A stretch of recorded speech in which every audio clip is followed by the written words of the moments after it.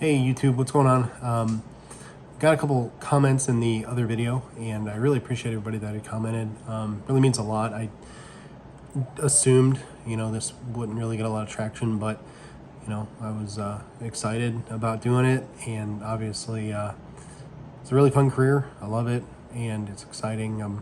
It's hard for me to just work in a cubicle. It's hard for me to just, you know, I guess the biggest thing is just working a 9 to 5, and even if they said, $30 an hour, it's kind of hard for me because it doesn't matter how much effort I put into that job, I'll never get anything more than 30.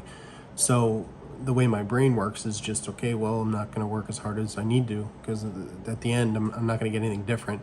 And so that I always struggled with that. I started out as a desk adjuster, and we would get hundreds of claims, and it was just like you'd be worked and worked and worked, and it didn't matter how well you did it. As long as you were within the guidelines, you got paid. And so it wasn't a challenge for me to stay in those guidelines.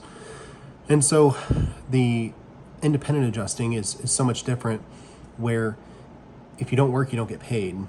And that to me is exciting. So the more I work, the more I get paid is to me a very lucrative thing to do. And so I wanted to go over kind of how the pay works, as well as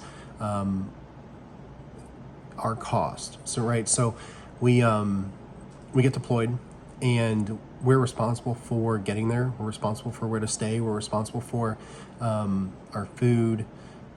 Basically, any cost you have, the Xactimate per month, they don't pay us for that. So that's some overhead. And so I'm pretty fortunate. We had a camper, and we still have the camper, but I elected to get an Airbnb and rent out the camper back home.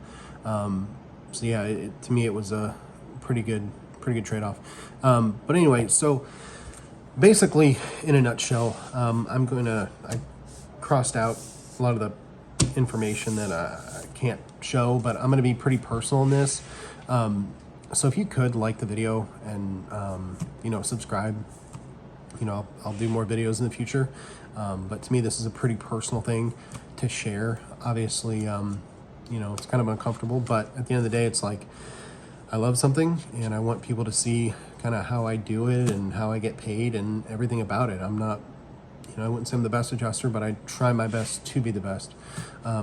So first off, I'm gonna flip the camera around here a little bit and kind of go over the tier system, and we'll go from there. This is, I'm trying my best to protect the insurance company and the IA firm that I'm running for.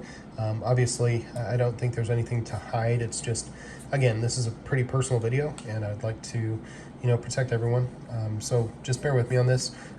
This is how it works, right? So let's say we wrote a $28,000 estimate.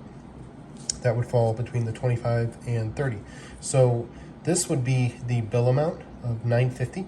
And we would multiply that by 70. That's the percent that I'm getting. Okay, so yeah, obviously you'd want to run and write claims in this area and not do every claim, between $0 to $5,000. 70% at 325, which is not a lot of money involved, but again, you do get a lot of those.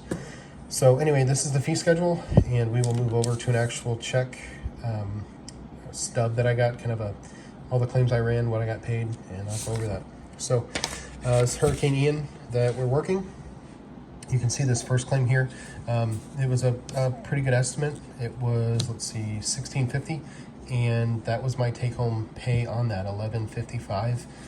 Pretty good for one claim. Obviously, you've got some here that are, $550, $1,250, $325, $950, $525, and as it goes, right? So 70% of those numbers is our take-home pay, and then you can see here, more claims that I ran in that period, and that was my take-home pay for. So hopefully that helped you guys kind of understand how we get paid.